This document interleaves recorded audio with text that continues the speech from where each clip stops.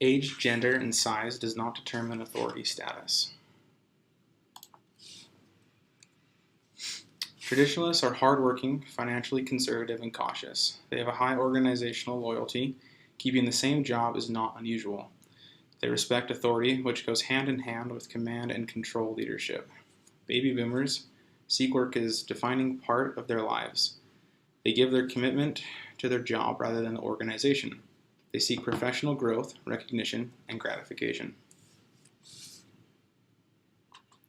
Gen X are more independent, resilient, and adaptable than previous generations. They also have a certain distrust for authority and are more ethically diverse.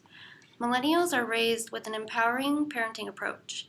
They are not afraid to express their opinion and have high self-confidence. Millennials are more likely to observe misconduct in the workplace and are less likely to report it.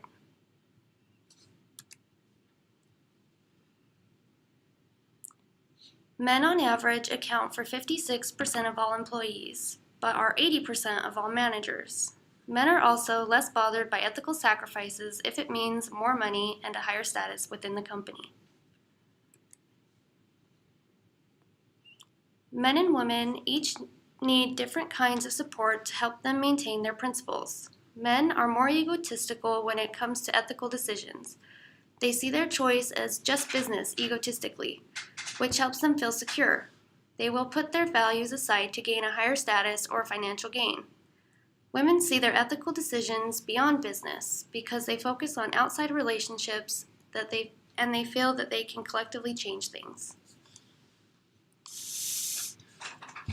Having power takes a lot of responsibility and self-motivated mindset.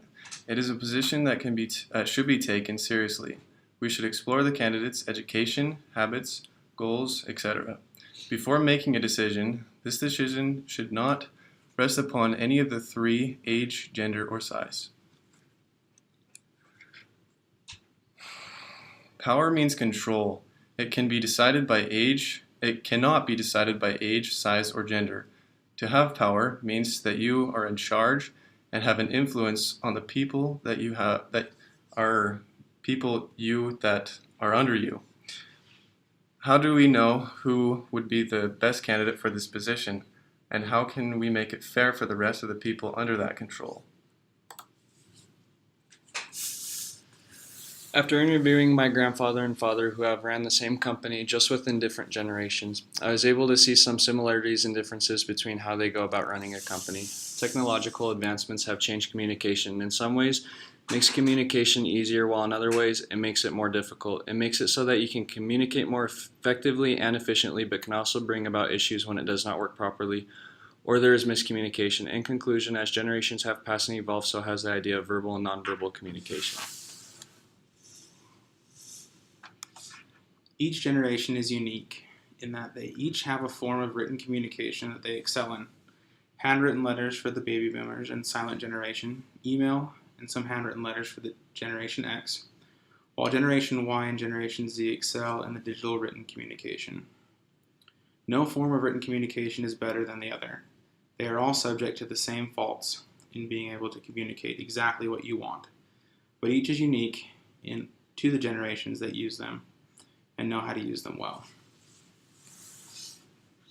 Age, gender, and size does not determine authority status. Over the ages, we have grown as people, we have changed, but for the better. You don't have to be the oldest, smartest, most experienced, or a man to be a leader.